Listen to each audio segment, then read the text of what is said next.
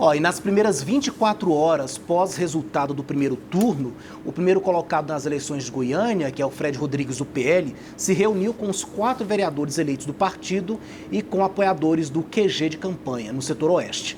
Fred Rodrigues disse que espera que seu maior cabo eleitoral, o ex-presidente Jair Bolsonaro, venha pelo menos 2 vezes a Goiânia no segundo turno, assim como os outros nomes importantes do bolsonarismo, como Michele Bolsonaro, Eduardo Bolsonaro e Nicolas Ferreira. Fred Rodrigues disse que aceita conversar com os outros candidatos derrotados no primeiro turno, menos com a candidata do PT, Adriana Acossi. Já Sandro Mabel, que teve cerca de 24 mil votos a menos que Fred Rodrigues, também recomeçou a campanha imediatamente após o resultado das urnas. Mabel, por enquanto, diz que não está negociando com os outros candidatos derrotados e que vai focar o segundo turno em visitar todas as regiões de Goiânia com os 28 vereadores eleitos pela coligação dele. A Câmara da capital conta com 37 vagas. Mabel acredita que a estratégia para vencer o segundo turno é focar na diferença entre os dois candidatos, principalmente em relação à experiência de cada um. Além disso, o governador Naldo Caiado deve reforçar a presença durante os eventos em favor de Sandro Mabel. Já 2 dias depois das eleições, em que ficou em penúltimo lugar com 3,14% dos votos válidos, o prefeito Rogério Cruz, do Solidariedade, como a gente falou agorinha há pouco, exonerou 1.962 comissionados, eu falei quase 2.000, então o número preciso é esse, 1.962 comissionados. O decreto único e em ordem alfabética foi publicado hoje no Diário da Manhã, no Diário Oficial do Município, hoje de manhã, né, no Diário Oficial do Município, em 82 páginas, é muita gente na rua. Mas voltando um pouquinho sobre essa questão, ô José, agora é o momento então de conversar. Na política, José, sempre me disseram, e também, né, doutor Moisés Marcioni, que política é a arte de conversar e muitas vezes, né, de engolir sapo. Como o Fred disse aí, não quer conversar com a Adriana Acossi. É por aí, José? Ou a política cabe tudo, cabe essa conversa, essa negociação com todos os lados? Essa é, digamos ainda, inclusive que eu já vi essa frase, que a arte de fazer política é o diálogo, seja lá com quem for. O diálogo tem que ser com todos, principalmente com o eleitor.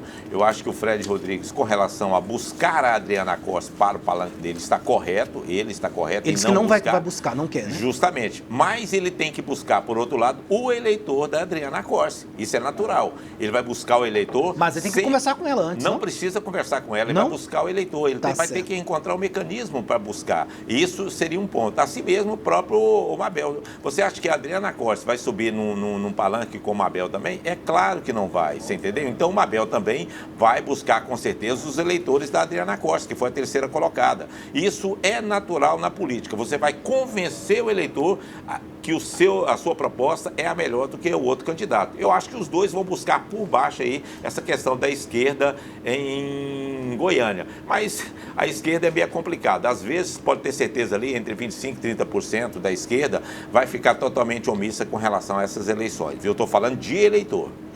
Tá certo. Doutor Moisés Marcioni, qual é a sua análise aí sobre agora esses primeiros passos? A gente já viu aí, o Fred disse que não quer conversar com a Adriana Acossi, o Mabel ainda não procurou ninguém, mas também não deixou claro se vai ou não vai procurá-la, mas enfim, como é que deve se desenhar esse cenário agora para o segundo turno em busca de apoio? Então, como o Mabel, ele mais do centro, ele é um centro-direita e tal, então, devido a esse contexto dele ser do centro, ele tem probabilidade maior de conseguir esses votos úteis do PT, da esquerda. Ele não pode se posicionar tão claramente na questão dos valores da esquerda, porque senão ele pode afugentar também os eleitores mais ideologicamente à direita. Então, considerando que Goiânia é uma cidade extremamente conservadora, que não é à toa que nós levamos 2 candidatos mais de centro-direita, mais de direita para o segundo turno. Devido a esse contexto, é natural que hoje o centro abarque mais essa condição de, por exemplo, as pessoas que estão em quem que eu voto? Eu vou no menos pior. Então vai ter essa questão muito do voto útil. Vai ter a probabilidade muito dessa situação. Mas é claro que tem um risco também de alguns, não quero nenhum dos dois, não.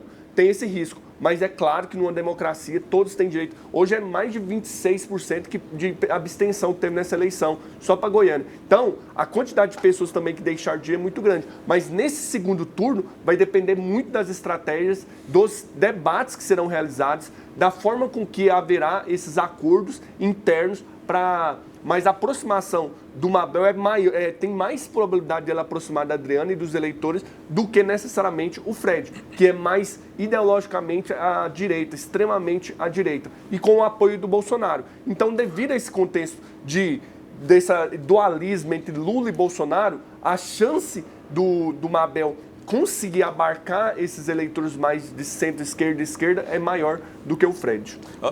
Só rapidinho, o tanto que a política muda e as coisas na política mudam.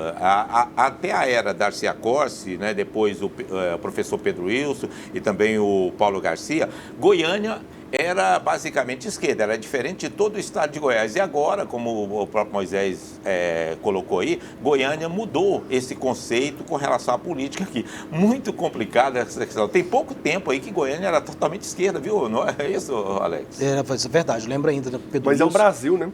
Brasil. É o contexto do Brasil que está ficando mais conservador. 8 horas e 40 minutinhos. Só antes da gente encerrar, só registrando aqui algumas participações, o Magno, um show ainda falando sobre o Marçal inaugurou um novo estilo de fazer campanha. Ele virá para o Senado em 2026. O Fabrício Pereira também diz: Marçal queria apenas holofotes e mídia. O plano dele é 2026. Está aí, então, a opinião dos nossos ouvintes, internautas e também dos nossos telespectadores. Mais uma vez, queria agradecer a presença dos nossos debatedores e comentaristas aqui de hoje. Doutor Moisés Marcioni, obrigado pela presença. Bom dia. Seja sempre muito bem-vindo aqui ao Mundo Sua Casa. Bom dia, Alex Atanásio, Mariana, ao nosso colega aí, Josiel Menezes. Sempre é um prazer estar com vocês aí, acompanhando esse debate. E você, telespectador, se você quiser mais informações sobre nós, saber mais sobre política, me acompanhe nas redes sociais, Moisés Marcioni ou Marcioni Advogados, qualquer um dos dois. Tá certo. Como é que é, Moisés? Moisés Marcioni ou Marcioni Advogados. Tá certo. José Menezes, obrigado. Até a próxima. Até a próxima, Alex Satanás, o Moisés Marcioni e também a Mariana aqui.